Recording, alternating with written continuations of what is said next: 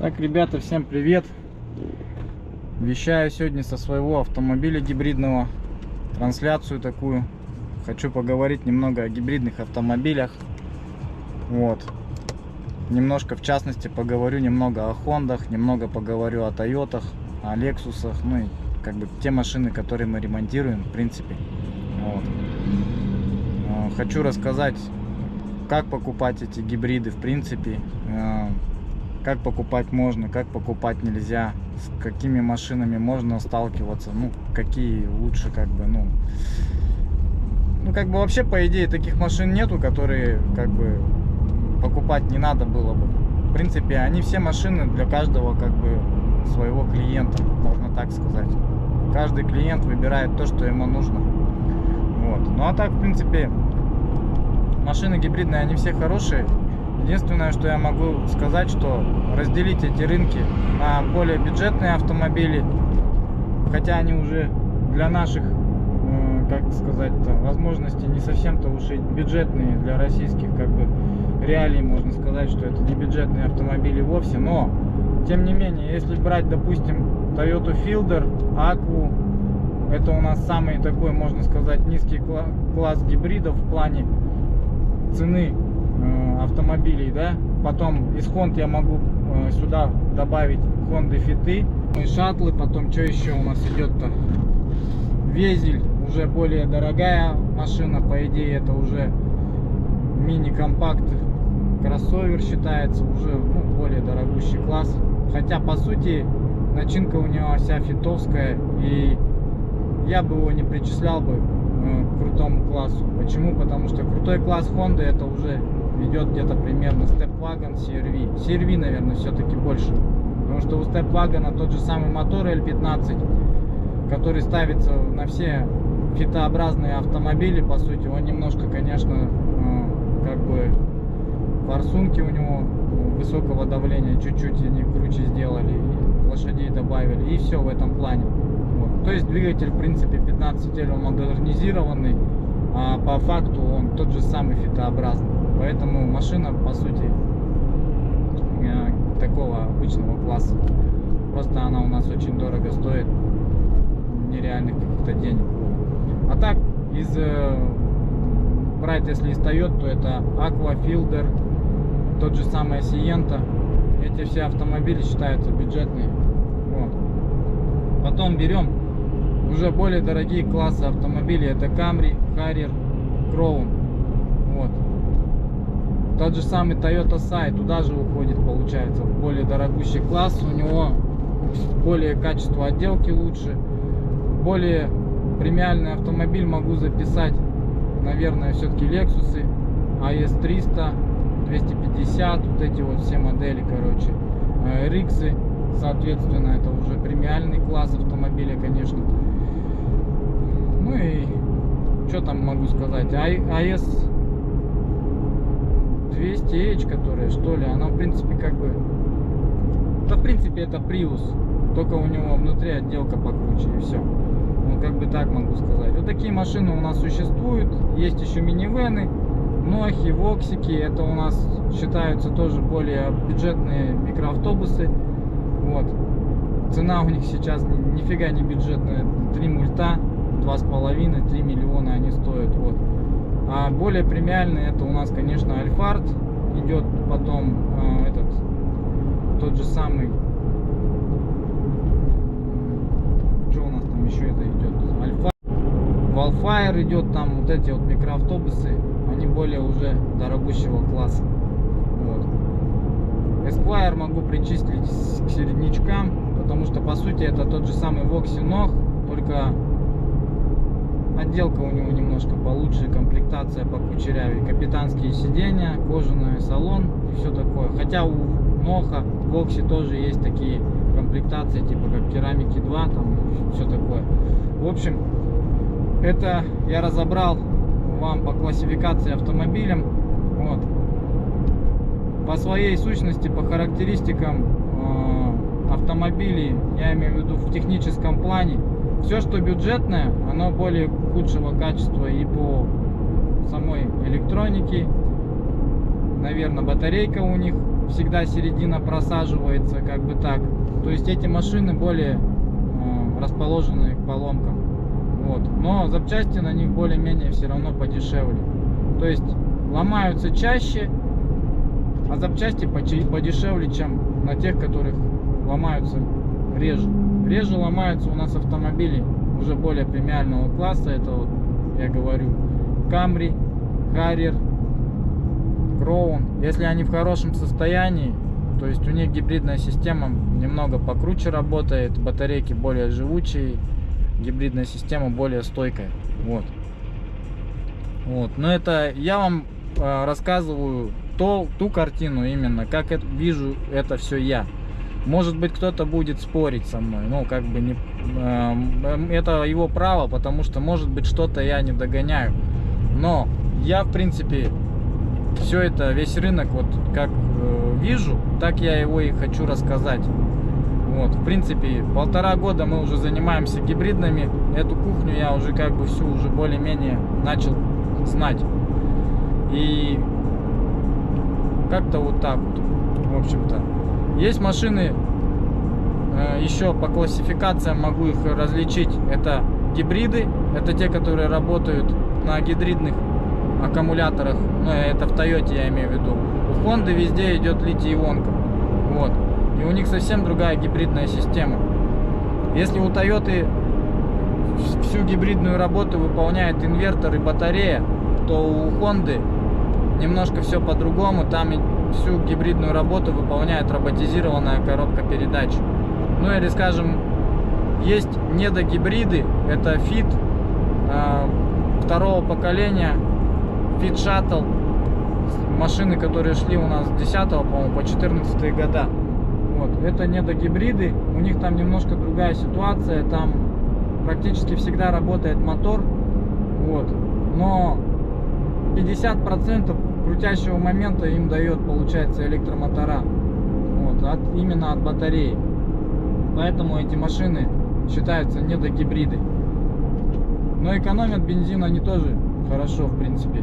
Как бы эта система старт-стоп и все такое, оно работает четко. Ну, что еще могу рассказать? В принципе, по батареям у нас есть Aqua, Fielder, более бюджетные, как я говорил, автомобили. Там батареечка более слабая, 20 элементов в ней.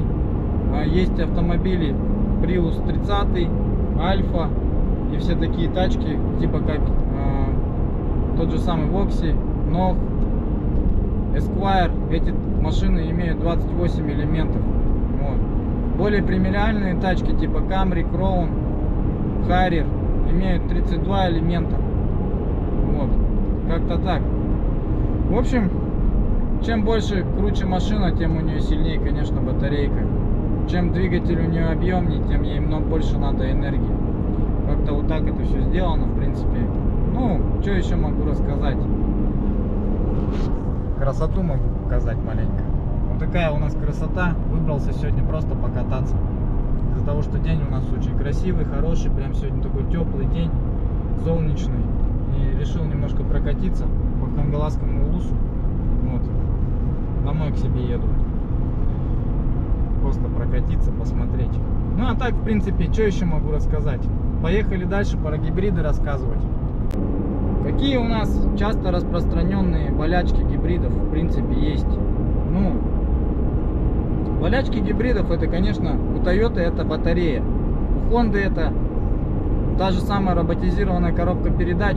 И болячек в ней вообще хватает более чем. То есть в роботизированной коробке передач не только сцепление. Вот говорят все, я смотрю мастеровых, и они там говорят, типа, вот это основная проблема у них, там сцепление, выжимной подшипник и все такое.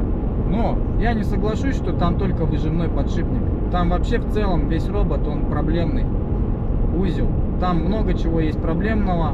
Вилки, переключение передач ломаются, шестерни постоянно ломаются. Есть проблема по ликвидности первой передачи. Она постоянно выходит из строя у него из-за того, что люди не ставят машины свои на ручник. То есть все пользуются автомобилем так, как по старинке. То есть как обычная машина, типа думает, что это автомат. И на автомате там не надо ставить ни на какой ручник, там паркинг выполняет эту как бы задачу, функцию. Поставил на паркинг, она уже, можно сказать, на ручнике. Она никуда не покатится и все будет нормально. Вот. На роботе совсем все по-другому. Это, по сути, это механическая коробка передач, которая всегда имеет откаты, и она всегда упирается в какую-то шестерню первой передачи. Вот.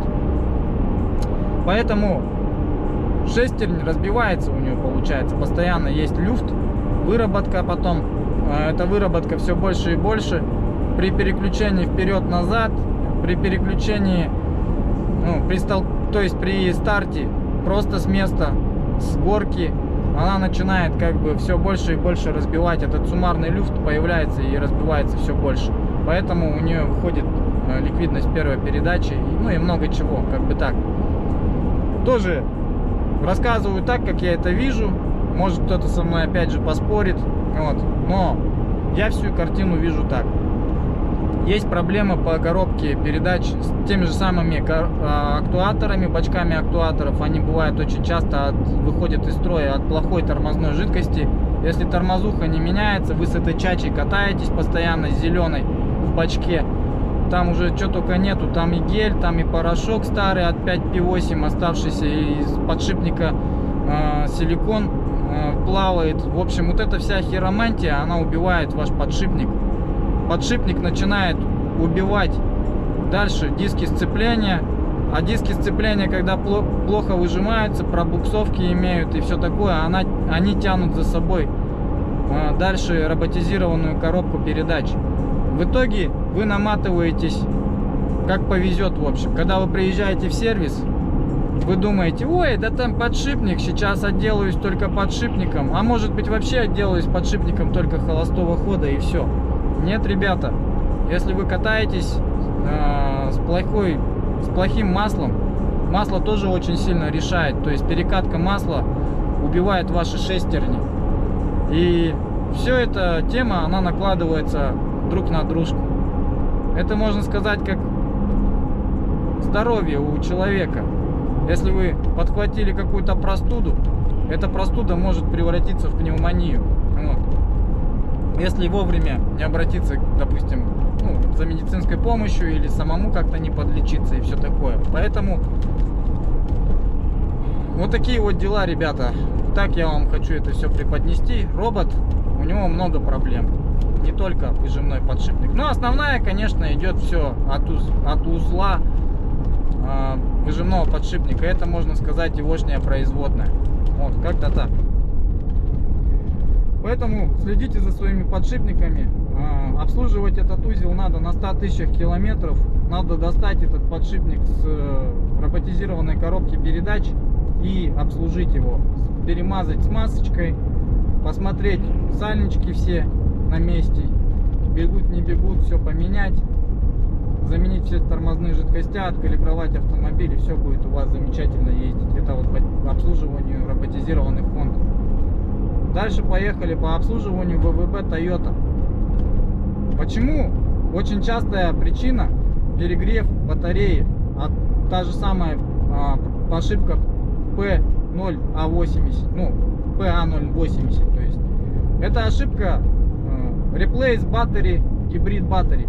Она так гласит. В общем, эта ошибка возникает вследствие того, что вы перегрев ловите на батарее. То есть, как надо ездить на гибриде летом? Летом нужно всегда ездить на кондиционере с закрытыми окнами. Вот. Фильтр салонный надо почаще менять. Задний ряд сидений Toyota Aqua, Toyota Filter. Эти автомобили надо на них постоянно прочищать сеточки. Задний ряд сидений, все, что в ногах, надо всегда, чтобы пылесосилось после каждой поездки, каждый день. Либо раз в неделю хотя бы нужно уборку проводить салона. Тогда у вас будет жить батарейка долго и счастливо. Также желательно бы купить контроллер ВВБ, поставить, либо установить программу Hybrid Assist. Эта программа помогает запускать вентилятор независимо от того, как батарея как бы набрала температуру. Он включает ее обдув вентилятора сразу, буквально на первых секундах запуска режима Ready. Вот. В таком режиме как бы всегда батарейка охлаждается, когда вентилятор всегда работает на каких-то оборотах. Это круто. То есть батарейка может прожить в 2 раза больше, чем положено ей срока. Ресурс батарейки 180-220 тысяч километров. Все, на этом предел батарейки. Там уже ловить будет нечего. Это контракт, либо новая батарея. За что я сам лично? Я только за новую батарею. Вот, то есть, по сути, лучше поставить новую батарею, либо контракт, а лучше новую батарею, потому что это уже гарант того, что эта батарейка будет у вас ходить 10 лет. При нужном должном обслуживании она отходит этот срок, либо 200 тысяч километров пробега свободно, 220 она отходит. Вот. Поэтому ремонт, почему на ремонт мы не даем никакую гарантию? Потому что заменив 2 элемента, никто не даст гарантии, что выйдет из строя 3, 4 и 5 и последующие элементы, которые там остались. Либо этот элемент, который мы ставим, в принципе, он может тоже свистануть из-за того, что по сути это бэушные батареи, которые мы устанавливаем, вот, и как бы ловить от нее, ну как бы это можно сказать на удачу. Бывает они ходят очень долго, бывает может приехать человек через неделю, вот, и батарейка может уйти в короткое замыкание. С чем это связано? Ну, связано это скорее всего с химией, которая батарейки, чем старше, ну допустим, батареи идут там от 2008 года, грубо говоря, 10-х годов, приусы 20-е, старые это батареи по сути, и желательно бы ставить что-то посвежее, там 18-х годов, 22-х годов. Сейчас я вот начинаю возить батарейки уже 18-х, 22-х годов. На неделю у меня придут 2 батареи буквально, новые практически они будут, процентов 90 плюс будет. Вот это уже получается контрактные ВВБ, хорошие, ген 4. Вот. Батареи распределяются еще на генерации по своим элементам. Ген 1, ген 2, ген 3, ген 4, короче. Они разные были, по годам выпускались разные машины. В общем, и выпускались также батарейки. Поэтому, что могу сказать, что чем свежее батарея, тем лучше. На это надо давать акцент, когда покупаете батарейку, в принципе. Ну и что еще, в принципе, могу сказать, что это основная проблема, наверное, всех гибридных Toyota. Батарея.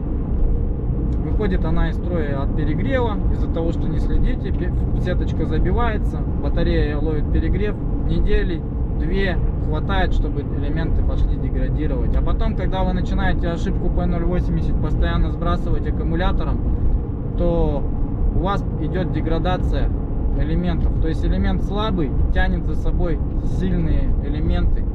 Из-за этого они выходят из строя. Ну вот, надо что знать про гибриды, я считаю, основные такие критерии, да. Надо ли покупать гибрида, либо не надо. Но я считаю, что гибридный автомобиль, вот он комфортный, он идет совсем по-другому, он плавный, он как бы шустрый. Это совсем другой автомобиль. Кто сядет на гибрида, тот вообще, наверное, не захочет больше пересаживаться на какой-то бензиновый автомобиль. Вот, потому что комфорт совсем другой. В плане экономии я не могу сказать, что они очень сильно экономят деньги там в плане, ну, может быть, таксистам каким-то, да, кто много очень ездит, тогда другое дело. А про обычному обывателю гибрид, он как бы не особо-то и экономит деньги. Он может купить себе какого-нибудь литрового вица, там 1.3 ездить, там, допустим, либо на Хонде, и в принципе ему по карману тоже особо-то бить и не будет. Но по обслуживанию я хочу сказать, что гибриды, наверное, все-таки дороже. То есть это нужны свои гибридные мастера. Каждое движение стоит каких-то денег, конечно, поэтому гибридики подороже выходят. Те же самые батарейки ломаются. То есть, что можно сказать? Я вообще считаю, что гибрида надо покупать более свежего, беспробежного, с пробегом 40-50 тысяч километров, и тогда он доставит вам удовольствие, да? проверять батарею надо. Если вы покупаете автомобиль на бэушном рынке, то что могу сказать, что надо его обязательно проверять в гибридном сервисе. Загонять машину, просаживать батарейку, смотреть, как она себя ведет, какие пары вниз пошли, какие вверх, ну как бы сколько она по времени будет просаживаться. И это все критерии, которые надо все посмотреть по батарее. Если батарея живая, смотрим дальше двигатель. Если двигатель живой, нормальный, значит уже как бы будем от этого отталкиваться, покупать машину, не покупать машину, как бы так. В общем, такие вот аспекты. В общем, машину надо обязательно проверить в гибридном сервисе, я считаю. Только так покупать гибрида, больше никак. Приезжайте, мы занимаемся такими тоже услугами, проверку батареи мы делаем. И не надо нам снимать никакую батарейку, там все это лепит такой, что снимать батарейку не обязательно. На приборе там, он, конечно, лучше она показывает себя, но все равно ноутбуков в принципе хватает, чтобы батарейку посмотреть, общее ее состояние. Этого вполне достаточно увидеть картину. Надо ее ремонтировать, не надо ее ремонтировать, что с ней надо дальше делать, как бы так. Вот. Так что, ребята, вот такие дела вот. Наверное, гибриды надо покупать более свежего года, беспробежного, опять же, и с полной проверкой. Вот, батареечки. Все, если Toyota купите в хорошем состоянии, она будет вам приносить удовольствие. Вот, сейчас я вам расскажу пример автомобиля, который я купил буквально вот в мае месяце. Я не нарадуюсь просто, что я его взял. Реально, я мечтал о Харьке, купил его как бы. Вот. Вот он работает на батарее. Вот она батареечка, показывает, что у него все хорошо, как бы работает. Тачка очень комфортная, красивая. Это уже машина уже более как бы не бюджетного класса, как Prius там, допустим. Но у него замечательный двигатель 2.5. В принципе, эти двигателя, у них есть своя проблема, конечно. Они бывают поджирают масло, если клиент до этого заливал плохое масло, допустим, либо перекатывает масла. То есть эти мотора очень быстро коксуются, и поэтому они подвержены более качественным маслам, хорошим маслам. Вот, я заливаю сюда Moly Green Premium. Вот, я ему как бы доверяю, хорошее масло, я его уже как бы проверил. Заливаю масло только со своих источников, как-то так. Moly Green Premium. Катаю его только 5000 километров и сливаю сразу все. Вот, чаще меняю фильтра. Ну и эта машина будет, конечно же, у нас жить долго, счастливо. Вот, вот такой красавец. Приехал я сюда неспроста. Мне нравится вот это место локации, очень красивое. И решил просто немножко сделать фотосессию. Я здесь все машины свои фотографирую. У меня был Чайзер, тоже он фотался здесь. Вот. Такая вот тачка красивая очень. Это 4 ВД 2.5. Мотор у него стоит AZ. Вот FXE получается. То есть очень хороший, шустрый автомобиль. Что с ним делать надо? Да ничего с ним делать не надо, потому что я его купил на пробеге 44 тысячи километров всего. Батарейку проверил. И все, и езжу, кайфую, радуюсь. Все. Дальше все зависит только от меня. Все в моих руках. Как бы как я буду за ним ухаживать, так он и будет дальше жить. И так касается каждого, кто покупает себе гибрида беспробежного. Если вы его ушлепаете, тогда будет совсем другая картина. Вы скажете, что гибрид говно. А когда вы будете за ним ухаживать и хорошо все масла менять вовремя, заезжать в сервис, делать диагностики и все такое, то тогда эта машина подарит вам только кайф. Вот. Машина, в принципе, не самой богатой, конечно, комплектации. У него нету панорамной крыши. Вот. Но, в принципе, как бы у него есть уже электронный багажник. Сам уже открывается, закрывается. Багажник очень вместительный. Ездил я на нем во Владивосток летом. Сиденье раскладываешь в пол и спокойно во весь рост можно спать. Вот. Шторочка есть у него, вот все. Машина очень теплая. Эта тачка, наверное, самая теплая, потому что мотор 2.5 нагревает очень хорошо. Коллектор у него находится передом, расположен передом к радиатору, поэтому эта тачка очень теплая. Греет себя очень хорошо. По салону тоже очень как бы такой серьезный салон. То есть здесь уже кожа, рожа, электрические сиденья, память сидений у него есть, получается, под несколько человек, под 2. Что еще? Музыка нормально качает. Вот. Задний ряд тоже очень большой. Здесь у него элементы алькантары им присутствуют. Вот. Коврики как бы я купил уже с кунками. Вот такая машина, в общем. Сразу говорю, что вот такие вот наклеечки заказал, наклеил, потому что вот эта вот краска у него очень нежная, и надо такие наклейки делать. Почему? Потому что, ну, будете шоркать, зашоркаете краску. Что еще, в принципе? Да, все, в принципе, говорить о нем не о чем. Коробка у него планетарная, очень крепкая. Вот. Масло сюда Toyota VS заливается. Я, кстати, поменял перед Владивостоком все масла. Задний редуктор есть у него, электрический электромотор тоже. Там тоже Toyota VS заливается. Вот. Ну и все, в принципе. Больше о нем рассказывать нечего. Машина классная. Вот. Дальше поехали. Буду рассказывать о гибридах. Сегодня тема у нас по гибридам. Много чего накопилось. Вот, поэтому решил заснять такое нормальное видео, короче. Потому что все говорят про обзоры там автомобилей, снимают обзоры различные там. Вот, машина красивая, то все. Ну, допустим, я владивостокских блогеров о них хочу поговорить.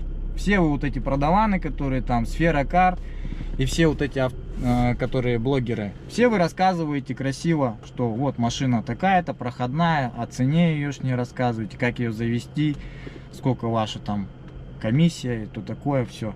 Но никто не говорит, что какие есть минусы у автомобилей у данной модели. Допустим, снимают там обзор на Toyota CHR. А какие у нее есть минусы и плюсы?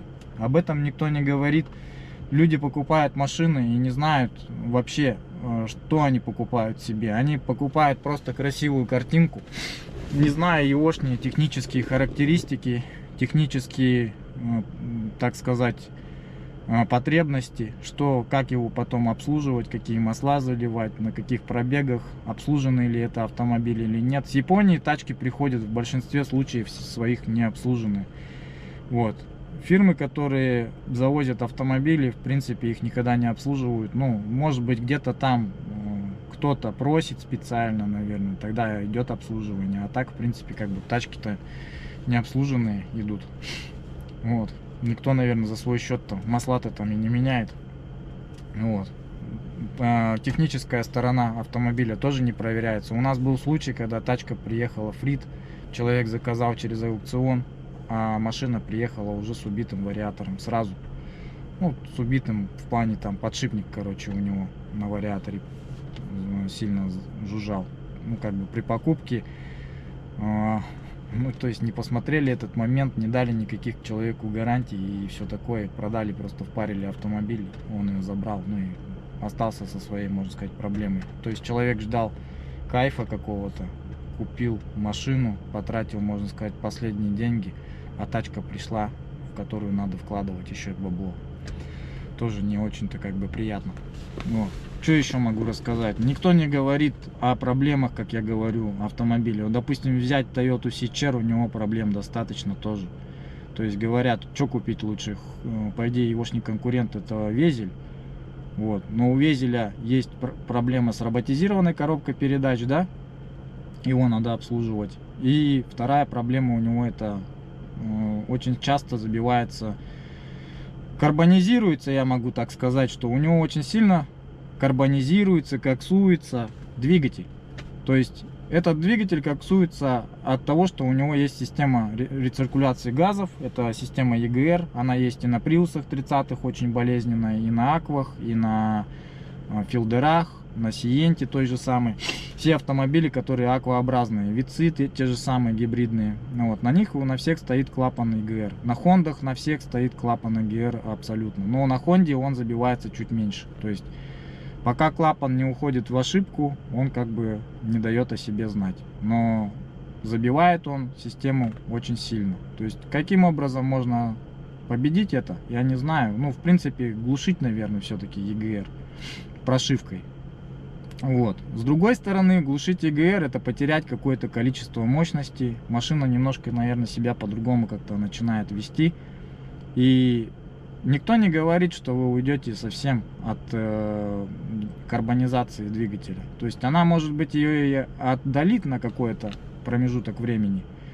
Но совсем от этого вы никак не денетесь, потому что газы один фиг будут ходить. И будут забивать тот же самый впускной коллектор. Весь впуск будет полностью у вас карбонизированный, как вот я ну вот недавно вот мы раскоксовывали, грубо говоря, Везеля. Я показывал, мы ему чистили форсунки, мы ему чистили впуск, мы ему чистили камеру сгорания. Кокса было просто очень много. Вот такое просто ведерко кокса было там. Это мы оттуда вас двигателя просто достали. Этот кокс не дает работать нормально ни клапанам, не дает нормально работать форсункам, потому что этот кокс налетает прям на форсунки и не дает им нормально разбрызгивать. И неважно, поставите вы новые форсунки, не поставите, вы можете купить прям абсолютно новый комплект, поставить туда, и этому комплекту придет конец буквально через полгода. Вот.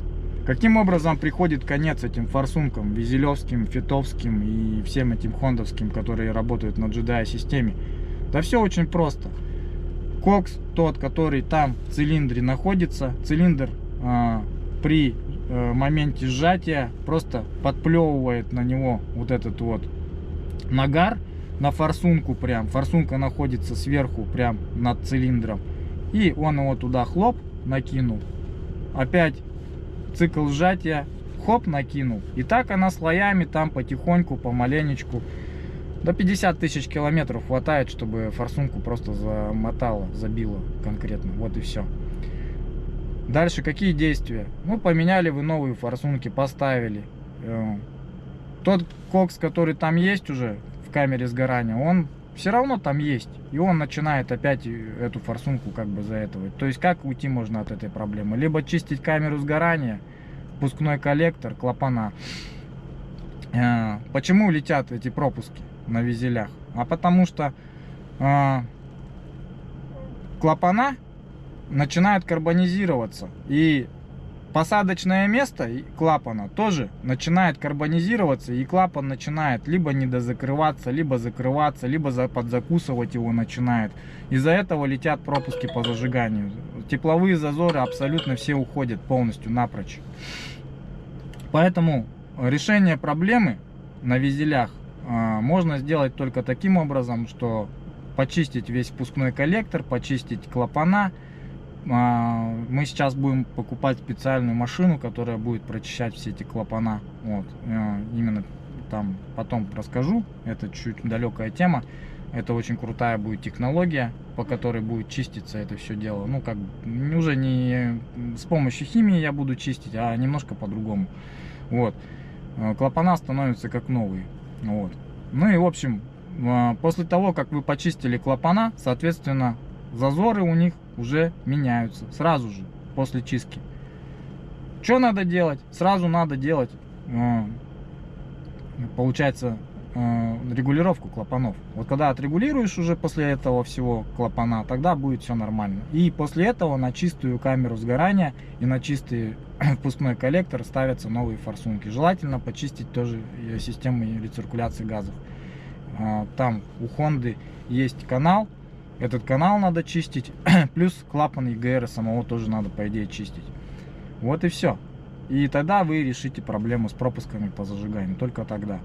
Никак иначе. Вот. Если ездить постоянно на забитых форсунках, то я могу сказать, что там страдает все. Страдает насос высокого давления, потому что он не может через эту форсунку нормально продавить давление. Он изнашивается, у него идет износ, поэтому можно прилипнуть потом на более дорогущие ремонты, как бы так. Это все, что я могу сказать по Хондам. По Тойотам там выходят из строя в батареи, как я сказал. Инвертора иногда бывает выходят из строя. Инвертора выходят из строя в основном не по своей воле.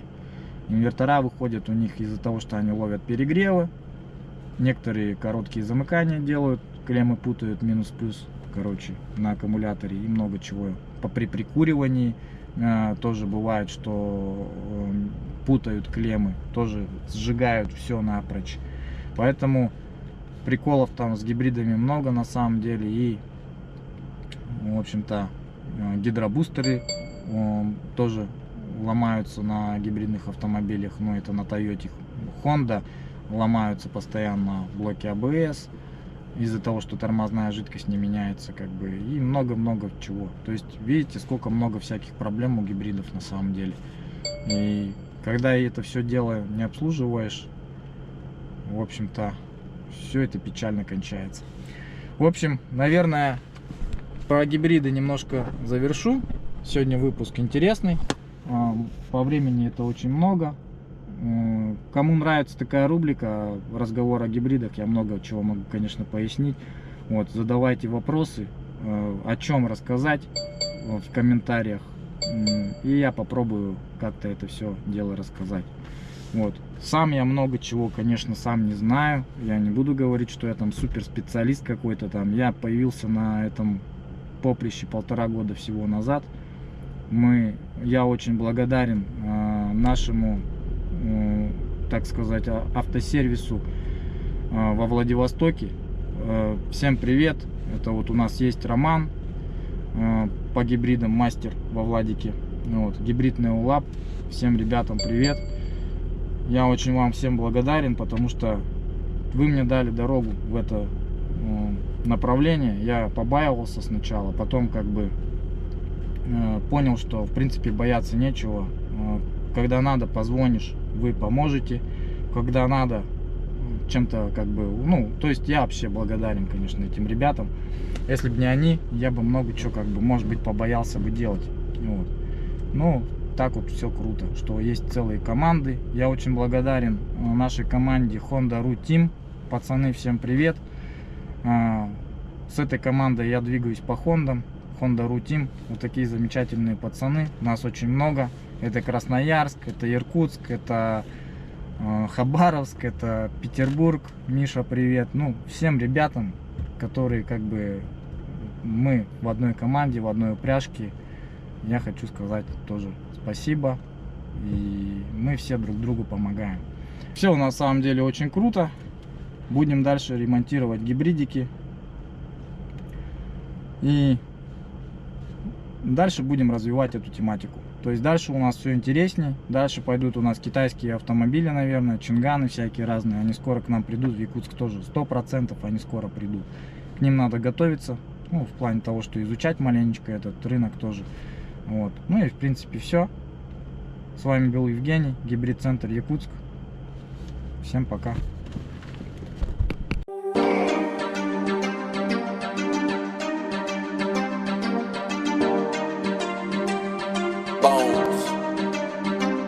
Juice man, yeah. Yeah. Yeah. Let's get it. Hey. Fuck an eighth with a pose and you bye. Timberlake with the K say bye. Got my hand on your bitch, yeah she mine. Anytime I get low, I get high. 05 on my side, come and drop. Put your hands in the sky, when you die. Last time to a rhyme, with us down in the backbone. No seat back, don't try me, my life go age like wine. Sipping that she fine, negative mind, baby bones not kind. Poison in my lungs, dope until I'm done. Bang me alive with 150 blunts. Lit, I'm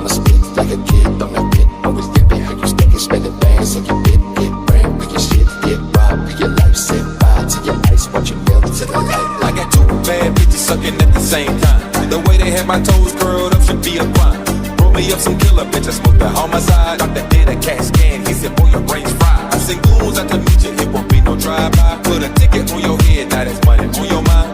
9-figure nigga, yeah, multi-millionaire. All my ice hit, I feel like a Frigidaire. Tony Montana with the gold silverware. And I come from North Memphis, Lion, Tigers, Grizzly Bear. All these niggas hate, cause I'm winning and they hate. All these quarters in my lungs, I feel like a piggy bank.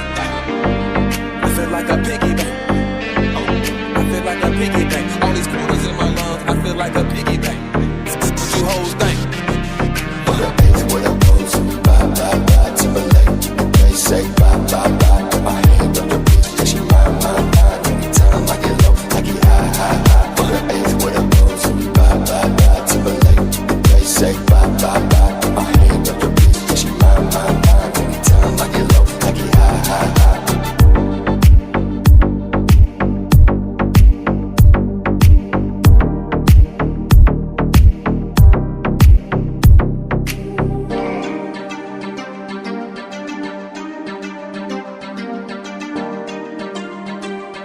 Bones. The Juice Man. Yeah.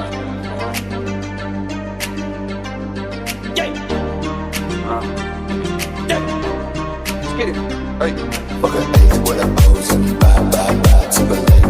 They say bye, bye, bye. Got my hand on your bitch, yeah, she mine, mine, mine. Anytime I get low, I get high, high, high. Oh, five on my side, do a drop, drop, drop. Put your hands in the sky when you die, die, die. Last time to a rhyme, when it's down in the vibe. Oh no, sit back, don't try me, my life go age like wine. Sipping that she fine, negative mind, baby bones not kind. Poison in my lungs, dope until I'm done. Bury me alive with 150 blunts. Lit, I'ma speak like a kid on the pit. Always dipping, how you stuck and spending bands in your bit. Get brain with your shit, get robbed with your life. Set fire to your ice, watch you melt to the light. I got two bad bitches sucking at the same time. The way they had my toes curled up should be a crime. Roll me up some killer, bitch, I smoke that homicide. Doctor did a CAT scan, he said, boy, your brain's fried. I seen goons out to meet you, it won't be no drive-by. Put a ticket on your head, now that's money on your mind. 9-figure nigga, yeah, multi-millionaire.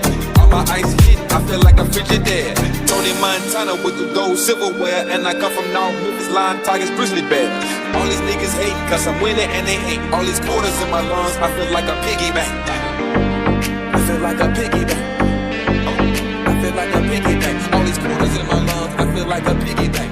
What you hoes think? Fuck a A's with a pose, bye, bye, bye, Timberlake. They say bye, bye, bye. Got my hand on your bitch, yeah, she mine, mine, mine. Anytime I get low, I get high, high, high. Fuck a A's with a pose, bye, bye, bye, Timberlake. They say bye, bye, bye. Got my hand on your bitch, yeah, she mine, mine, mine. Anytime I get low, I get high, high, high.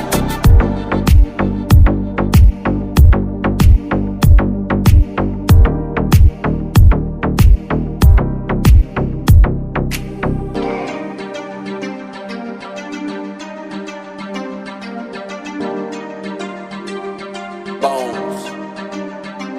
The Juice Man. Yeah. Yeah. Yeah. Let's get it. Hey.